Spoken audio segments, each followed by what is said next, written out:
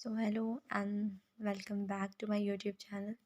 तो आज हम AKTU 2015 का ये क्वेश्चन सॉल्व करने वाला है जिसमें हमें डाइवर्जेंस निकालना है, कर्ल निकालना है और हमारा जो वेक्टर दिया हुआ है वो ये दिया हुआ है।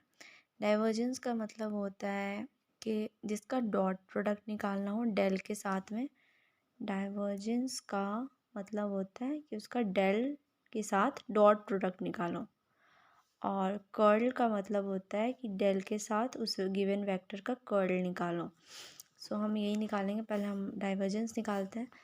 सो divergence will be divergence of are vector is equals to, जो भी गिवन है पहले हम डेल डॉट आर वेक्टर लिख देते हैं। डेल का वैल्यू होता है I cap del upon del X plus J cap del upon del Y plus K cap del upon del Z. Okay, और इस वाले पार्ट का हमें डॉट प्रोडक्ट निकालना है। जो गिवन है उसको नोट डाउन फिर से इधर कर देंगे।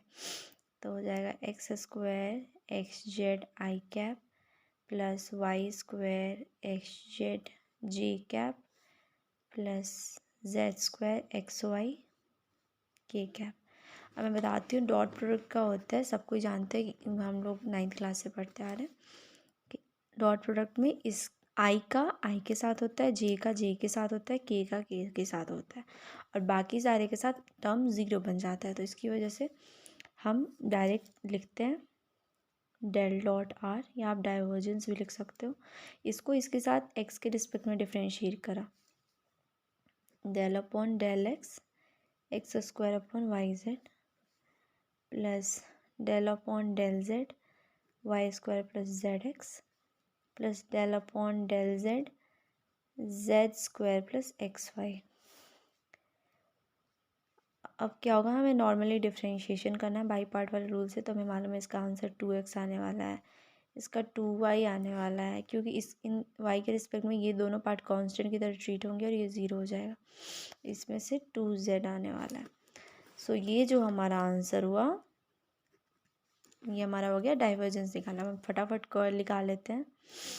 And curl of are vector is equals to del cross r vector.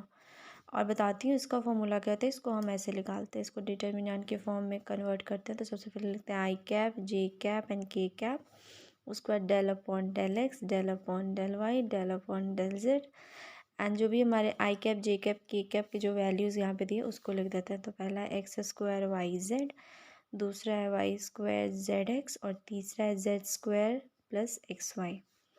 अब क्या करना है, जैसे नॉर्मली डिटर्मिनेंट को सॉल्व करते हैं हम वैसे ही सॉल्व करने वाला है। दैट मैं आपको करके दिखा देती हूँ। आई कैप और इस वाले रो को इस वाले कॉलम को छोड़ करके इन दोनों का डिफरेंशिएशन करेंगे।